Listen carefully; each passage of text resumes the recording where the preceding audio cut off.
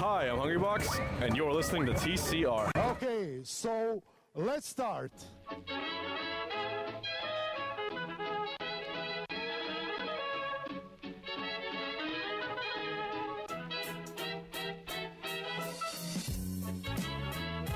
Hello and welcome to another edition of The Center Ring, aka TCR, aka your favorite esports podcast. Episode 81 coming to you live, pre-recorded from an undisclosed location. The date, November 8th, 2017. The time, 8:26 Central Standard Time. In whatever one it gets darker earlier. Is that daylight savings? Sure. Yeah. Daylight. Struggle with that. I'm only an adult. I don't. Dark earlier. I'm not a farmer. It doesn't really affect my life as much. There you go. We'll just go. Those voices you heard, though, those are my colleagues, my best friends, my lovers. You have Brett. Brett, hello. Say hello. What's up, family? You have Anuj. Anuj, hello. Hey, bud. How are you? I'm good. And, of course, I'm Tim, if I didn't mention that. And we are TCR. Follow us on all social media. Most importantly, Twitter @TheCenterRing, our website, tcr.gg. Let us know how we're doing on the show, how it sounds. It's always a work in progress with us, right? It's not perfect, but it's getting there. We do have the greatest episode ever for you today, though. We worked really hard on it, so I hope you enjoy it. We will end the show with e-news, like always. Just a montage of news stories that maybe there's just not a whole lot to say. Maybe we ran out of time. So we'll throw those at e-news at the end of the show. We have a special little clutch or kick segment for those who are new to the show. That's kind of a little game show we like to play where we just read stories that, are they worth keeping an eye on? Are they going to clutch the round and stay into our news? Or are we going to kick up? But most importantly, coming up here, though, right now to start the show, this past weekend was Blizzcon. And Blizzard has done this neat little trick in the last couple of years where they've basically turned all of BlizzCon into, like, Blizzard World Championship. Like, anything Blizzard related, you're going to have that tournament at BlizzCon. So I kind of want to go down. I'm not going to talk about all these, right? Let's be honest. I didn't really watch StarCraft 2. Didn't really watch Hearthstone. But it's worth mentioning. It's all part of the deal. And then we'll get into some Overwatch World Cup. Because that's what we all are here for anyways. The main show. The main squeeze. So it's StarCraft 2. Also, one thing to bring up in all of this. You had, at BlizzCon, basically was Korea's playground. Like, Korea literally won in almost every game. So that's spoiler alert. They dominated. They're good at video games. Yeah. The Koreans are good at video games. Who would have thought? So starting here with StarCraft, you had Rogue playing Zerg. He defeats, is it SOO or Sue? I'm sorry, StarCraft fans. We'll go with it. I'm a fake esports podcast host. They defeated him 4-2. The only American actually in this tournament, which was number 1 seed going in. He was Neeb, played Protoss, and he tied for 9th or 12th. So he didn't really do too good. But to be fair, okay, before people are like, oh, okay, well, go figure, NA StarCraft 2, he was in he didn't even make it out of groups, but in his groups was SOO and Rogue. So his group was pretty stacked. The fact that you had the number 1 seed with the 2 dudes who were in the grand finals plus the winner. So I'll looks like second place Korean as well. Yes. Oh yeah, that was a Korean grand finals. Like I said, they were everywhere. They were. It's a victory for the country of South Korea. Yes. Good job, South Korea. Congratulations. Then you have in Hearthstone. Hearthstone did a neat little format here. You see it once in a blue moon where it's a 3v3 tournament. So they actually do like a team format, right? I wish I watched that. I want to see how that's done. So basically, and this is what I've gathered, and again, no Hearthstone expert here, but it's like, so you have 3 dudes, right? Like Grime Street, grifters. They're the team that won. That had like Reynad, who is Tempo Storm, right? I mean, he's basically the owner of. I think he's the owner of Tempo Storm, is he not? I think Sure. he is. I can't fact check you on that. Personal. Go with him. Yeah, per sources, he is the owner of Tempo Storm. If not, he's basically the organization in a whole. But so he was on a team with Pathra and Fitches. I don't know, bro. Anyways, so that's how they did it, and so you can kind of work together on what to ban and what to pick to strategize. It was kind of cool. I mean, I had it on in the background. I'm not gonna lie, my Hearthstone days are kind of behind me. I was really into it when it first came out, and really like I got really high levels, and then it was like one season I was gone. I think I was like on vacation for like 2 weeks, and then after that it was just once I got behind the meta. And once you get behind the meta and start in Hearthstone, it's just... Dude, imagine how it was for me. I tried to play it just starting like less than a year ago, and I was like, "Oh my gosh, dude!" And this is not happening. to have so I went to Gwent, yeah, actually. which is an awesome. I love Gwent. Yeah. We haven't played Gwent in a while. We should. We haven't. We need to do that. Yeah, we should. For good things. Let's make a date. So no, that's been everyone's complaint, right? Is like how the longevity of Hearthstone is going to last, especially like on the competitive side of it, because the meta is so difficult to catch up, or The RNG. the RNG, but that's with any real card game. I think people who play card games have accepted the RNG, right? I mean, that's like any card game, Right? But that's Even just if it's part just of like it. a normal, you like, accept the yeah, RNG. The issue with Hearthstone, and they've kind of combated it with recent, like seasons where they allow certain decks or cards, whatever. But that's always a complaint, right? It's difficult to get into Hearthstone because of the learning curve and catching up to meta. But that's neither here nor there. So they ended up going there. And Heroes of the Storm. This one, it fascinates me just because, A, it's Heroes of the Storm, and I still have a soft spot for that game. But this is another one where Korean team MVP Black defeats Fnatic 3-1 in the grand finals. In fact, 3-1, the only game that Fnatic even took was on Cursed Hollows. Now, this is the fascinating story here with MVP Black, because if people remember, way back in the beginning of the year, MVP Black, I mean, obviously still is, but they were the number one Heroes of the Storm. Getting all my Blizzard games. Heroes of the Hearthcraft. Heroes of the Hearthstone. Yeah, that's Blizzard's next crossover, right there. No, Heroes of the Storm. MVP Black was like number one in the world, right? Still is, clearly, winning the world championship. But there was rumors that they were going to actually stop playing, and I think they actually did for a hot minute, where they announced that they're done with Heroes of the Storm. Basically quoting that not enough tournaments and not enough money involved. So to put as much time and dedication as it takes, they're just not seeing the return. Clearly, they didn't stick with that plan, though, considering they came back and won. Heroes of the Storm, it's basically steadied out. I mean, it's like third tier when you compare it to like League of Legends and Dota, right? Because oh yeah, I mean, if you're comparing it to them, it's not casual, even right. It's just a game that. So for example, its grand finals, I think peaked either just at around 30,000 or just below 30,000 viewers, right? Which, again, we'll discuss it a little bit more in Clutch or Kick, because I actually wanted to get to this discussion, like what is successful, right? I mean, 30,000 people, that's 30,000 pair of eyes. Good. Yeah, I would, of course, it's not Counter-Strike or League of Legends or Dota, but not every game is, right? So I want to discuss that in Clutch or Kick. So funny, out of the three, that is my favorite to play, though. It is, right? Yeah, and I mean, I have a few friends that that other than you guys that play it. So I mean, there's an appeal there. Part of it is you're not having to buy gear, right? Like you can just go and play and just. It's the simple man's MOBA. Like let's just call it what it is. It you really. See, Hanzo.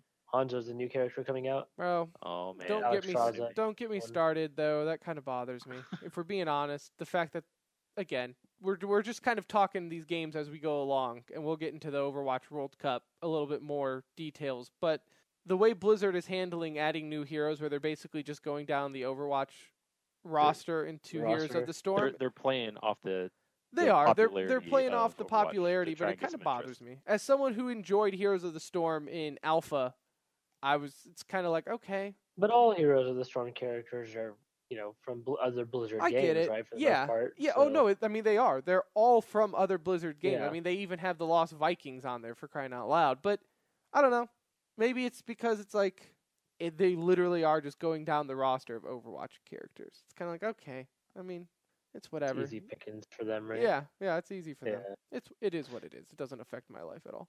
And then in World of Warcraft Arena, you had, let's see here, who won in that one? Did I not write it down? I got it right here. I just pulled it up here. ABC ended up defeating Panda Global in the Warcraft Arena, or World of Warcraft Arena. Completely not esports related, but I'm going to bring it up anyways.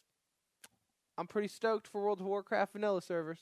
Dude, I cannot wait. And I think it's safe. This is a safe place to bring it up because I think anyone has played WoW before and can appreciate. Like if you played an classic MMO servers.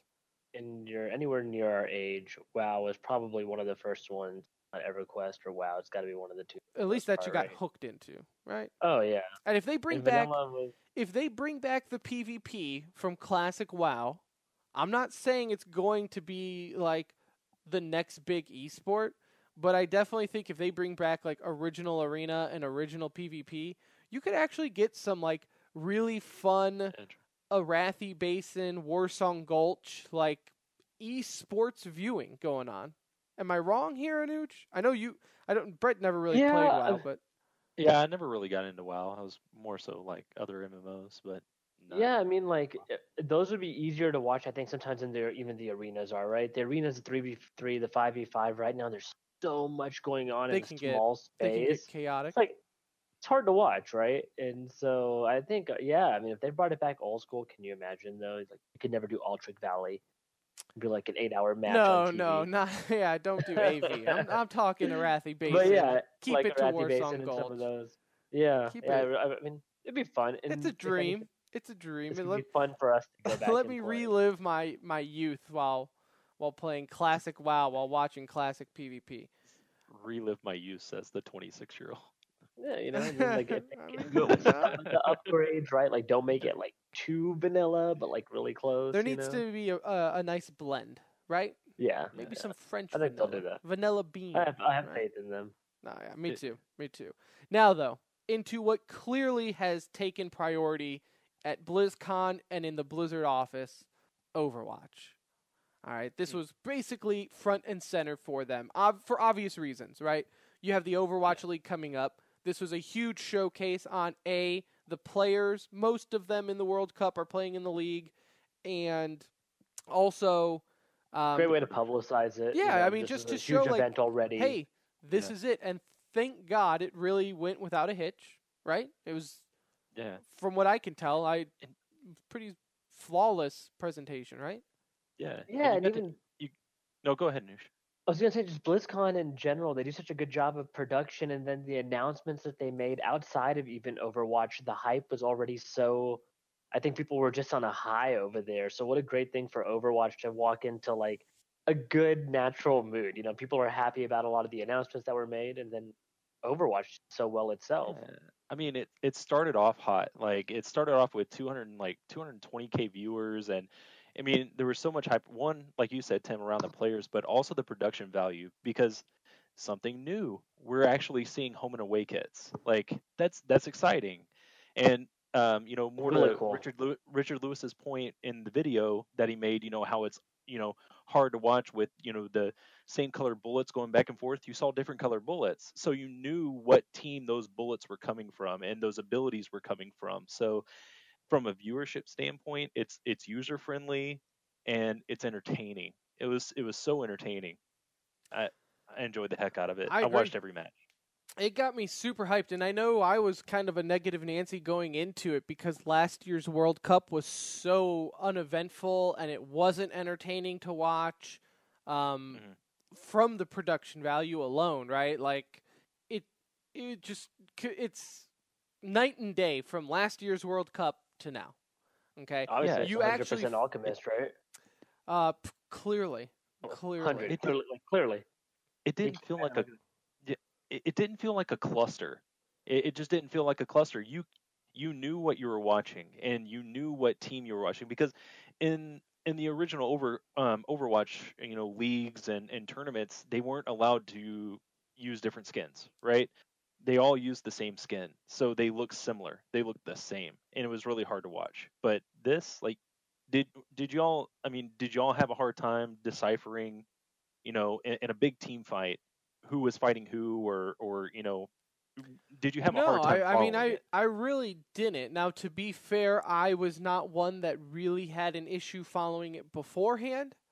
I maybe, See, but I was. yeah. Like, I was gonna say I was, because I so, play Overwatch a lot, and I know Anuj, you don't. So I mean, the opinion would be more so from Anuj, right?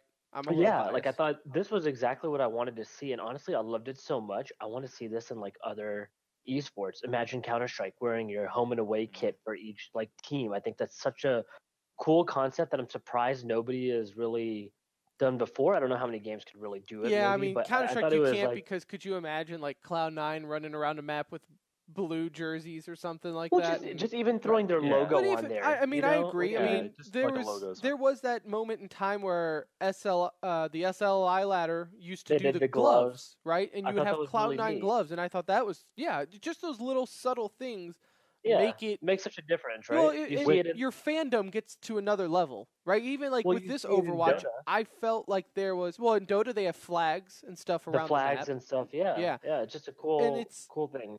It just immerses you. It more does. I guess that in would the be the match. best way. Like this Overwatch, this World Cup, I really felt like there was, what's the word? Country pride, right?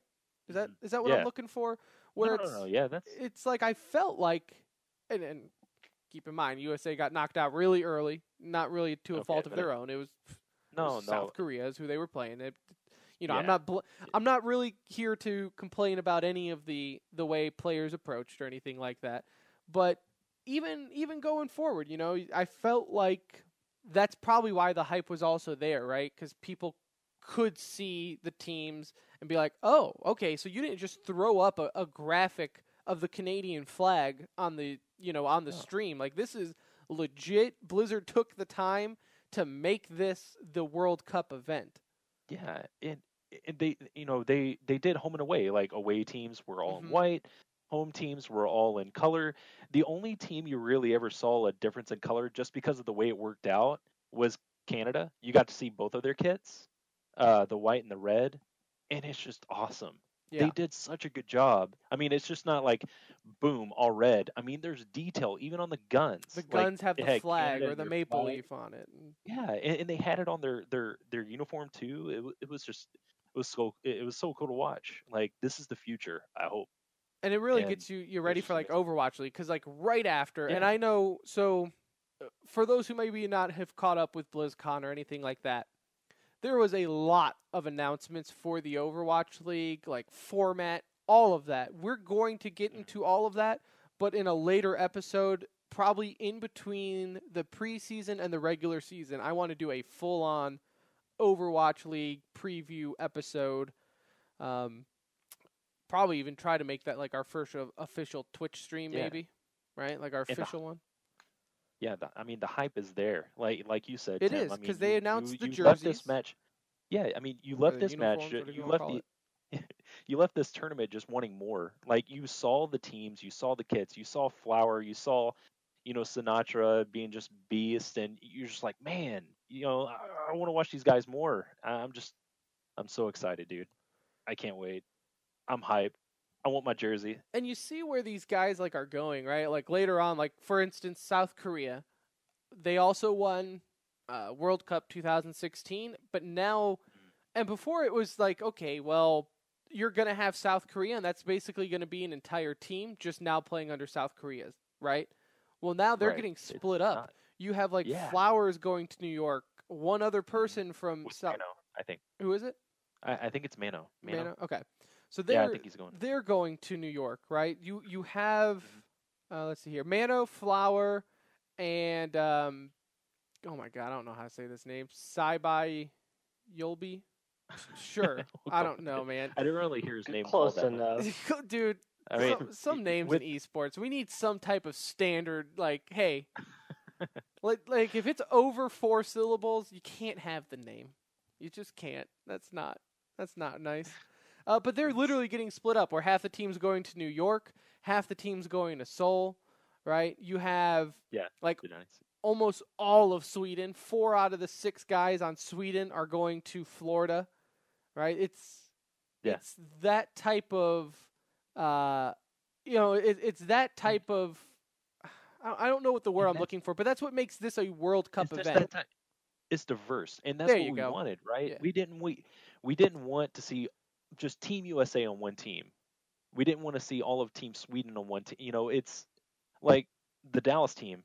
They have two Team Sweden players, but the rest of them are from different countries, and it's cool to see that mixed match of just people coming together to play a game. You know, Yeah, I agree. It's ready. And the rosters are like so big that they have to have a lot of diversity, right? Yeah, like, I mean, the rosters you can't. are quite large rosters, so it's going to be hard to even keep it country based. But yeah, I think it's cool to see it branching out and everyone just kind of mixing, and you're seeing some of the best players team up together. I mean, I feel like we're fortunate to have Envious right here in our backyard. We're going to have some of the best players in the world right here. So, yeah, I think this team size, definitely helps with getting that diversity. Yeah, I mean, with the league, I mean, you have support, tank, and offense mains, but you also have like flex players that are just flexible. They can play anything when a meta changes. So it's like, yeah, the rosters just have to be big to structure. Man, the more I talk about it, the more I want it to start. Yeah, no, I said it. I think I tweeted it out too, where it's like my hype level is like full maxed out for the Overwatch League now, and the fact that we're like a month away from even preseason, like I'm even getting giddy about that. I know Brett, we were talking about like maybe we can make a trip to LA next year, maybe go see a game, right? See what it's all about. Alchemist message like, hey, if we come to LA, can we stay at your place? So maybe buddy? I am pumped for it. Going over here again, I don't want to break down the matches too much, but you had South Korea beat Canada in the grand finals, 4-1. Yeah. I mean, what can you say about South Korea that hasn't been said before, right? Yeah, right. And I mean, they were just the better team. They'll pull a Bastion on you, and it just embarrass you. Yeah, they'll embarrass you with players that you don't really see in normal meta, Flower was playing a lot of Widowmaker. You don't see that a lot from other teams, but he's so good, and Mano is so good at being a tank and being that frontline player and protecting, the backline DPS, that he was able to stay back there and just pick teams apart. It wasn't even close. I mean, I think USA gave him the best run for their money. Yeah, they're the only team that even took 2 matches off of him. Yeah, I mean, they took 1 map, but tied a map. But Korea, no other team beat Korea and also tied a map. Canada and France, they took 1 map off of South Korea, but USA was able to take a map and a tie. So go USA. How many players from like the South Korean team are on that Kondongo's team or whatever that's going to Cloud9? That's so. I mean, none of them are going to London, if that's what you're asking. Yeah, I think South Korea. None of them are off of that. No, on that particular team. I mean, on that you have 3 guys going to Seoul, which is the Korean team in the Overwatch League, and then you have 3 going to the Excelsior, which is New York. So I mean, none of them are really paying off to the London team.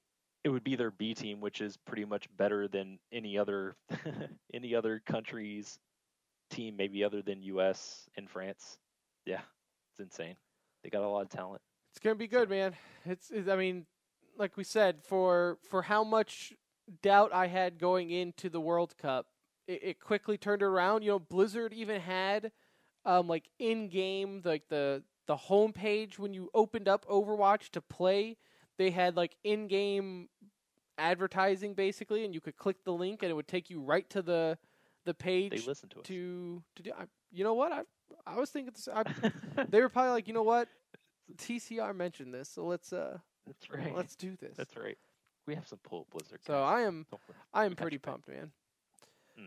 But let's that's enough about that. Like I said, I want to talk more about Overwatch League, but I definitely want to give it its time by doing like a full-on preview, right? They announced the format. They announced jerseys, sponsorships. A lot of news. They deserve it. They deserve I want a full-on a episode. full-on preview. We'll let preseason go. I want to see how they handle the preseason and how the games work, and then we'll do a proper on Overwatch League preview. Right? And preseason is what, beginning of December? December the 6th. Yeah, December the 6th, and it's just that one weekend.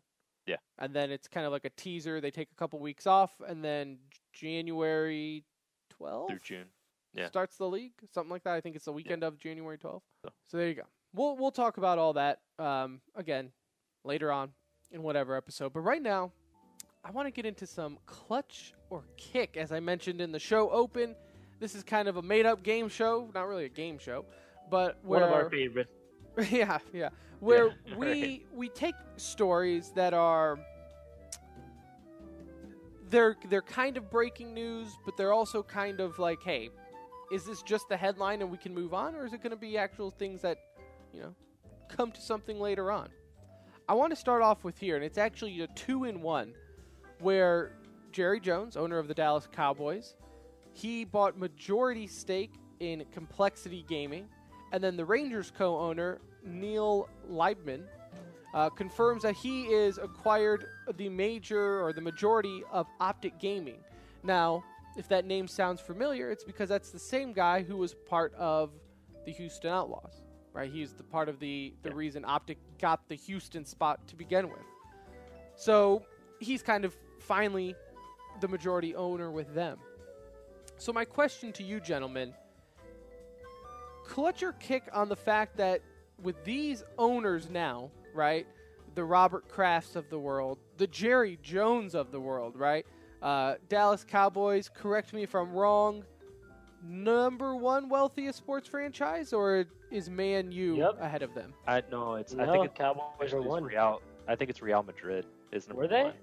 Yeah, I think it's Real, and then Cowboys. And then I know they don't they kind of. I think they flip-flop. Regardless, number one or two wealthiest teams in the world. The man knows how to run a franchise. He knows how to sell people on things. How do you see this working out for esports? I'll just blanket statement esports. Go ahead. Yeah, Go man. ahead. Yeah. I think it's great. Like you said, Jerry Jones of all people it's been rumored for a long time. Yeah, he said he's been working on it for almost 2 years now, this particular deal. He had showed some pictures, like the intro video I thought was really neat, or how the deal happened kind of video that the previous owner of Complexity made. Thought that was real neat. But yeah, I definitely think it's a plus. I think Jerry Jones is a man that knows how to promote something. He might not be the greatest general manager, but as a whole, to see these bigger sports organizations get involved, I've always been a fan of that. We've talked about this on the show before, when we started talking about the 76ers and a lot of big soccer franchises.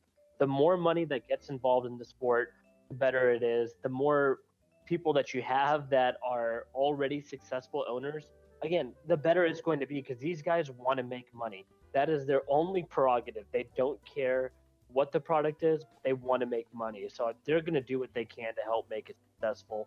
Leave these guys in charge, though, right? Leave your esports people to run the organization. I think your job is just to help for publicity, but hopefully they can let them continue to make like the player decision, things of that sort. Yeah, and I'm going to be a clutch on this too. I mean, just looking at Jerry Jones, like Jerry Jones stepping into this entity is huge. The man is a visionary. Say what you want about him as a GM. I don't think you'll see Jerry Jones, the GM of Complexity. You don't think? Which would be pretty hilarious. That would be awesome. Right? But he's a visionary. I mean, he sees just outside the box, and he can make this into just the biggest spectacle, right? Like, he was a big part of. I think he was a big part of like bringing NCAA basketball games to football stadiums. I mean, it's like he sees the bigger picture, and I mean, honestly, I don't see this as a bad move at all. I'm actually excited to see what he brings to the table. And I agree with everything you guys said there. I know one of the listeners tweeted out to me because I kind of retweeted the story, and he was like, oh, so do you think this is going to bring big signings to Complexity? And I said, typically when you see, teams get bought out by, like, big money, right? Oddly enough, you don't see big signings because it's not like Jerry Jones is like, hey, I'm going to make this giant investment. Now here's $1 million. Go buy me players. Like, they're not. They don't see it that way right now. They just see it as like Anuj said, an investment for return on some money. Then when they start seeing the hype built up or like the following, then maybe they'll care. But it's not. They would like Jerry Jones would literally just have to. It won't hand be over as his check player focused right now. Right now it's going to be building the brand for them. But I will say kind of this. Introducing the Jerry Jones brand to it. If Jerry Jones could somehow get big signings to Complexity and make them relevant, then I'll trust the man that he can do anything. Like, you might have Jerry Jones money, but you're still Complexity, and I don't know. Pete, can money really buy you to go to that roster? Yeah, Pete's excited though. Peter, like, he was tweeting. He tweeted about it a couple of times. He's like, maybe. In his head, he's got to think, well, maybe I can finally get that supporting cast. yeah, right. Well, there's going to be, I think in time, you'll see that kind of come into play because this is competitive, right? Like, these guys want to be the best at what they do, and making money is part of it. But there is a competitive side, especially to Jerry Jones. We know that as being from around here. Like, the dude wants to win ultimately. So, hopefully, we see that come into play at some point. Not enough to close the curtains in that damn stadium. But hey, you know what? We're getting there. Whatever. You know what the biggest question out of this whole thing is? Yeah. So people that are from Dallas and Houston both know this. Neither of us are big fans of each other in any other sports, right? We don't root for one another generally in sports. I'd say generally. But now it's a Dallas-based organization with a Houston-based team. What do you do? Are you talking about with the Texas Rangers? I think that's a huge. Owners? Well, they're moving their headquarters and all that to Dallas, right? But they're Houston-based. Yeah. So well, it's a little interesting that they would do it that way. Are you talking about Jerry Jones, or are you talking about the Rangers? No, we're talking about Rangers owner. Rangers owner bought Optic Gaming, right? So Optic Gaming's headquarters is in Dallas, but Outlaws are in Houston. Yeah, I mean, it's in Texas, and I really don't see it as that big of a deal. But no, it's not a big deal. Guy making a joke. Move on from it. I mean, but to kind of go off that Jerry Jones thing, did you read about? And our listeners probably don't know what we're talking about, but the Cowboys, they have this huge practice facility called the Star. It's like a high-tech mecca for just like practicing and football. They're going to be, from what I read, they're going to end up moving the teams into that Star complex, team headquarters, which is pretty cool. Yeah. So that's big because that place is amazing. It's awesome. Now, speaking of Dallas teams here, you have Dallas Fuel actually is the first Overwatch League team to sell a jersey sponsor. So they are partnering up with Jack in the Box now to have their logo on their jersey. Now, if it's anything like what they tweeted out, I want to kick this thing as far away as I can because I hate it. Now, I'm going to clutch it, though, because I really do think that's where the logo placement's going to be for the jersey. And if that's the case, then people definitely need to keep an eye on it with other teams. And for the love of God, make your voices heard that, like, look, I don't care about jersey sponsors, right? You want to make money, right? But don't have you guys seen where the placement is at for this thing? I saw it. Yeah, no, I saw the tweet. It's literally like, Anuj, if you haven't seen it. I haven't. So, like, take, I don't know, it's like right in the middle of your chest, right over where, like, the Dallas Fuel logo will be on the jersey. And it just looks side by side. It looks awful because their jerseys are blue and Jack in the Box is red, so it just stands out. It's honestly, you see this tiny Jack in the Box logo before you even see the Dallas Fuel. Well, ultimately, again, I'll clutch it. I think it's important that they have these big sponsors. Hastro said that they spent about $30 million of total investment to get this up and running. So these guys are going to need some sponsorship money. They want to make their money back. I think it's cool to see big sponsors be involved. I think with anything, though, sponsors just don't want to miss out on an opportunity, right? They see an opportunity, they want to jump in and get in early. It's probably cheaper now than it would be if it obviously the scene blew up even more than it does. It's just, do these sponsors stick around, right? The scene needs to be successful now for these sponsors to be there long term and get long term investment on it. But yeah, I mean, there's no harm. Placement, I would say, I'm looking for that. That does suck. Yeah. See what I'm saying? So that's what I'm saying. I'm clutching it for different reasons. I'm clutching it in fear that everyone always has of jersey sponsors, and it's that they get too they're too distracting. Put them on the back like they normally do, or on the bottom sleeves, back, or like literally any other place than where they put it. All right, so I'm actually a clutch on this, and for listeners of the show, I actually just posted it in our. Well, I know we're not live or anything, but you can go and find it on our Discord. I just posted it, but I'm a clutch because it's so small, and we just actually got a reaction out of a Bus. He's in our Discord of the white jersey's nice. Like, he didn't even talk about the logo because it's so small and it's right above the fuel on the jersey that you really don't really even notice it that much. You don't notice the big red dot, and like, I'm Indian, I mean, so red dot to me can be offensive here. Of course, I notice it. But, I mean, so it's big. But I don't look at it as like, I don't see it as tacky. I mean, it would just be like a Nike logo in the middle of a jersey on like a Dallas Cowboy. You know, it's like, I don't know. If it was huge, and I mean, we just saw this in the World Cup. That big omen on their shirt. Like, well, I'm not saying that was any better, like but even then, that looked less intrusive than this. I guess it's because it just doesn't blow into it. It's just the redness. That's it. Just get rid of it. Where will this madness stop? Make the logo blue. Where will this madness stop? And then getting on to one last clutcher kick here, because Brett was wrong on that one, so he instantly loses the game. Nice. I'll be wrong on this. Yep. Anuj gets the point. Anuj gets the point. You can have it. I concede.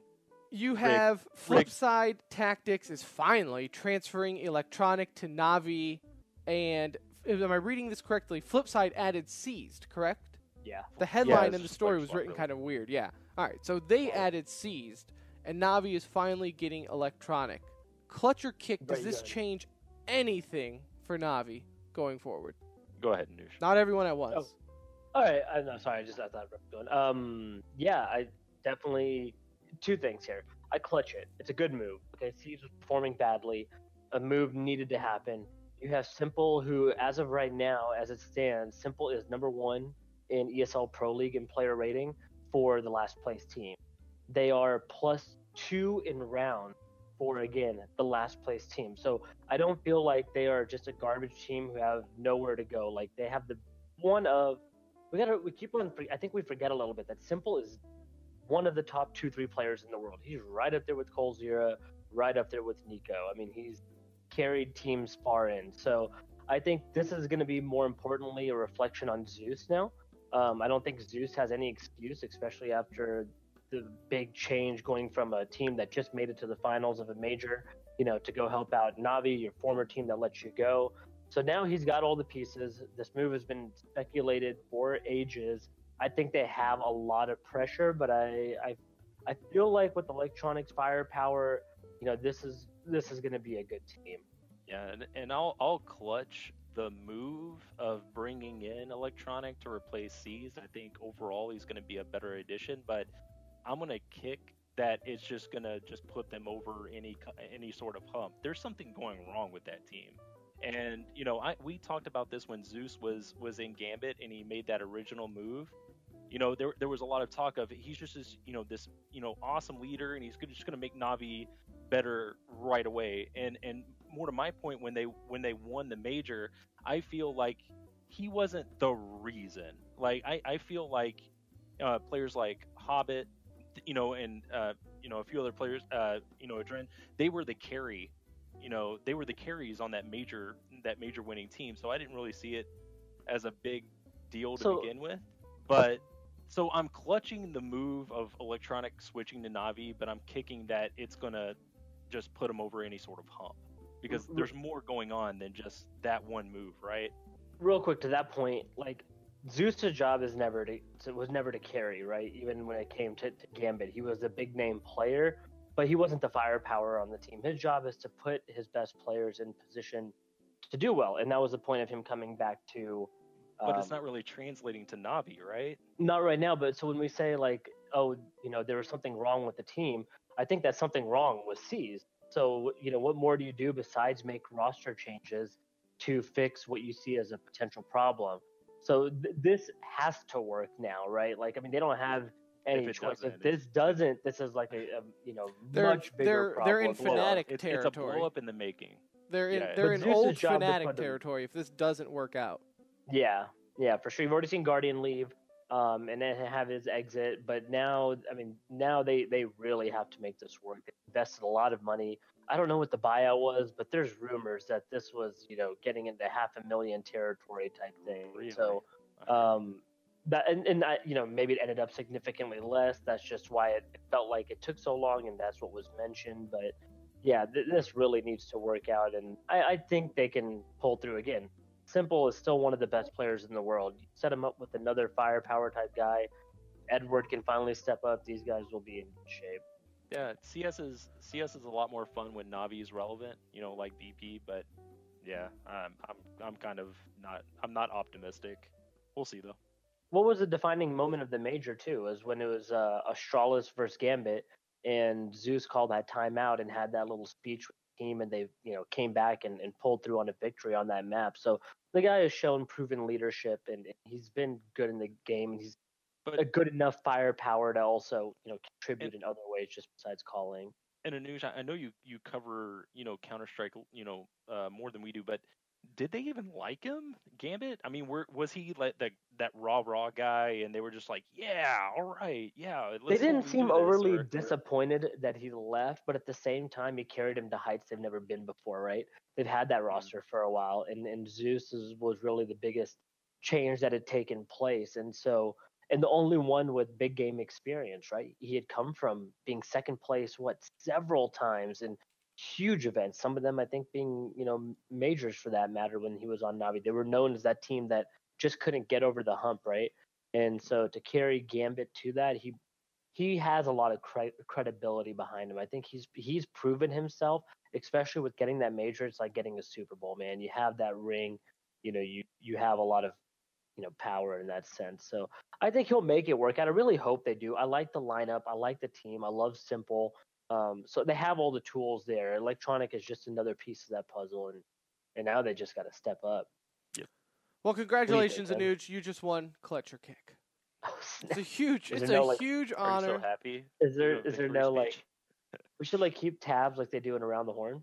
No, we're not going to be like any other show. just I want to just give you a round of applause. Thank you. The crowd is chanting your name. They're just chanting your name right now. Oh gosh. Move on. Let's get into some e-news. That will forever live and just show really awesome. Man. That's exactly how you say your name too. Getting into some e-news, we actually have a lot of stories today to get into e-news here. Rocket League, we're going to talk about this next week, but Rocket League Rocket League Championship, that's the word I'm looking for. Season 4 starts next weekend, actually in 2 days to be exact. One of our listeners actually emailed me a full rundown on how this works and everything like that. Because episode 50 he said he listened to, and I was complaining that Rocket League doesn't advertise enough for their pro scene. And I've actually turned around on Rocket League. I think it's awesome. I love watching their pro scene. So their finals are coming up this weekend, so we're definitely going to watch that. In Smash, of course, last week was Smash Summit 5, best esport event of the year, or at least one of them, definitely in my top 5. You had HBox beat Armada, hence him opening up the show today. Took him 3-2 in the finals. Armada could not reset the bracket. Came down to the wire where it was one stock left for each. And HBox had his signature crying moment after winning a tournament. He is a crier, man. He is, man. So awkward. The guy does.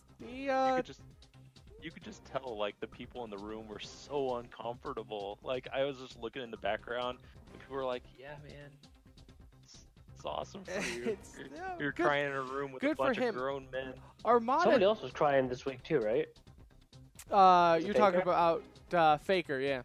Yeah, Yeah. which you did have. You did have Faker was crying. Some people called it fake, but that brings me to my next. Oh no! Do you guys hear that? Oh jeez. Should- Take cover. Is everything okay? North Korea's a Is bad that- boys. Oh no! It is. It is the League of Legends alarm. Oh god, we are bringing up League of Legends. Sound the alarm. Everything is okay. No one panic. We'll get through this together. Is it another pick? And I make a jest because this is episode 81. And I'm not going to lie. I think this is legit like the second time ever that we're bringing up League of Legends on the show.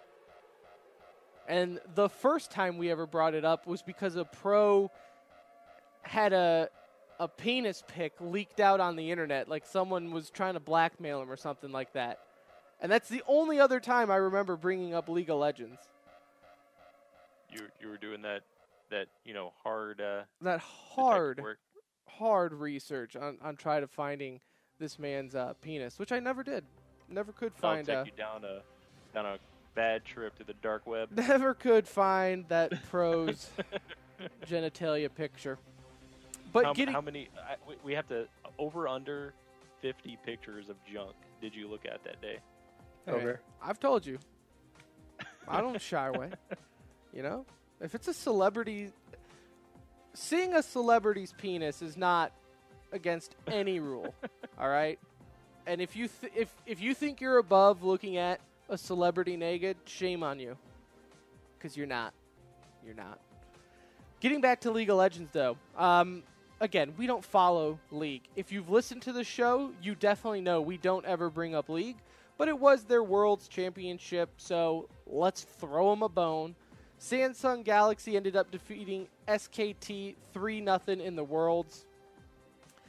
Another Korean team. Yes, yep, another Korean team, actually another Korean final. This Yep. was played at the Bird's Nest in China, of course. If you are familiar with that, that is where they held their Olympics. It's that looks like a bird's nest, hence the name. And man, I don't Wasn't know, that arena pretty damn full? dude. They had it. I want to say a little over halfway the way they arranged the stage. So maybe That arena's massive. 70%, maybe 60% of the arena where you could actually sit, and that thing was sold out. It looked like that was amazing. Did Like, any of y'all see the presentation, like the augmented reality yes, stuff with the that they dragons flying, did? man. Yeah, I told that was you what, incredible. I dude. don't like League of Legends. I don't get it. Okay, I can't say much because I watch Dota, and yes, I understand it's basically the same thing. That Whatever. was some of the most All right. badass like intros that I've seen. Don't there. don't at me. I don't care. But they do know how to put on a show, that's for sure. Now, there were reports, I saw this while looking up stuff for the show, that this was the first time in history where an esports broke 1 million viewers online, where it peaked at 106 million viewers. They view bought it online. and Now, was it, you wanted Chinese people you in want to know stands? this number here? Those were You all take dummies in away stands. the Chinese viewers. Okay, you have 106 million. Guess, I'll give you each one guess. What is it without Chinese viewers? I would say Okay, two I looked million. at show notes, so I can't. Oh, Oh, okay. I didn't see it. All right. I forgot you guys also look at show notes. Okay, so it was 2 million. 2 million was the actual viewership if you took away the Chinese viewing. Still albeit- a crazy number though. Albeit, Yeah. I'm sure there were, because, I mean, they're, Chinese teams. There were big Chinese teams there. It was in China. So, I'm sure there were a lot of Chinese viewership. But A tenth of the 104 country million. did not watch it. You're though. telling me 104 million was the difference there? Like, come on, dude. Why do we report these numbers? Like, is it like like North Korea during the World? I think it was like the World Cup. They had the Chinese actors come in and cheer for North Korea. Yes. Is it like that? it's exactly like that, dude. It's like, first off, this is bad enough when the tournament's not in China, right? But then Yeah. you're going to put the tournament in China.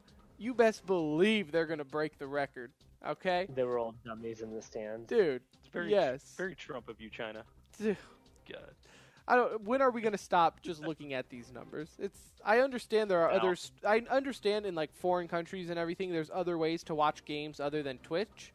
But I think if we just all use Twitch as like the measuring stick, right? Like just use that as the base. Okay, what was the viewership like on Twitch? And if you just use that, comparing it all, right? You have the same base. You have your Gives you same a general control. idea. Yeah, you have a control when you're looking at it. So, I don't know, dude. Can we get rid of YouTube Gaming? Oh my God, could we ever? Don't even. Unless you're willing to sponsor us, YouTube Gaming. Unless love- that you I need love like an YouTube official Gaming. esports Yeah, show, you're man. awesome, man. Then you let us Very know intuitive, YouTube Game. yeah. I love it. Yeah, I can just find anything on I that. love that it. site.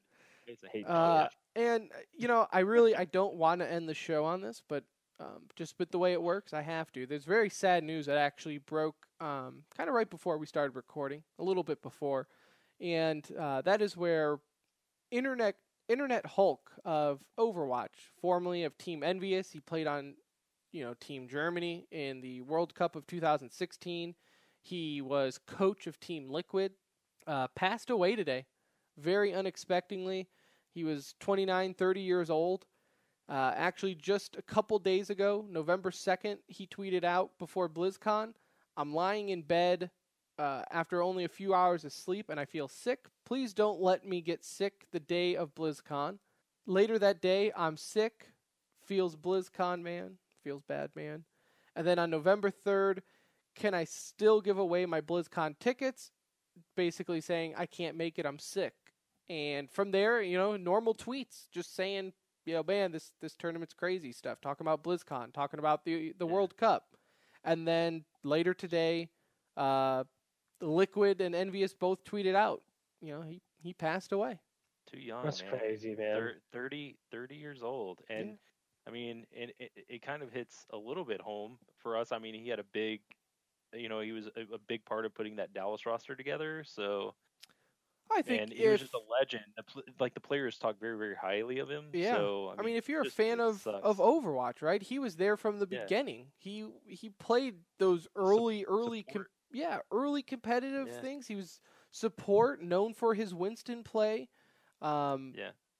As I mentioned, he was on Team Germany, Team Envious, when Team Envious was dominating, Really good. right? That's when they Yeah. moved over to USA, and everyone was blown away that, European team just moved to the States and everything there. He just had his hand in so much, in 4 different esports, right? Just what he did for Overwatch early on, I don't think it sucks, right? It's what happens. It's natural to praise someone for their achievements after they've moved on, right? That's just human Yeah. nature. We now take the time to appreciate it all, but it's something that should have honestly happened when he was around. Not like Yeah. anyone could have guessed that, him tweeting out, "Man, I don't feel good, I can't go to BlizzCon," would result in this. But I don't think anyone can downplay, his footprint on the competitive Overwatch scene. And I'm sure come, preseason, you're going to see Blizzard and the Overwatch League do something special. Some sort of tribute. They have to. Yeah. They have to. Yeah, because- thoughts and prayers with this family, man. Anytime it's somebody that young, it's devastating. That is the Center Ring, a.k.a. TCR, a.k.a. your favorite esports podcast. Make sure you follow us on Twitter at the Center Ring. Our website, tcr.gg. That's about it. You can find all our stuff there. Of course, we do have a Discord. We're active in there, unless you're a noob and for some reason you like Mumble. But he might This is true. he might make an appearance. He might grace our Discord with his presence. But Look, if you fans are in there, I'll come. Any of the listeners, I think. Any listeners are in there, whether you hate us or not, I'll come. I'll come chat with you. that's right. On our website, you can email all of us. There's a little contact feature there. It goes to an inbox we all have access to. So if you want to tell me how great I did, but how awful Anuj and Brett was, you can certainly do that. Bet your Until lies then, more we'll be back next week, episode 82. We are definitely going to talk the Rocket League finals and whatever other esports drama happens. But until then, for Anuj and Brett, I am Tim. This is TCR, and we'll see you later.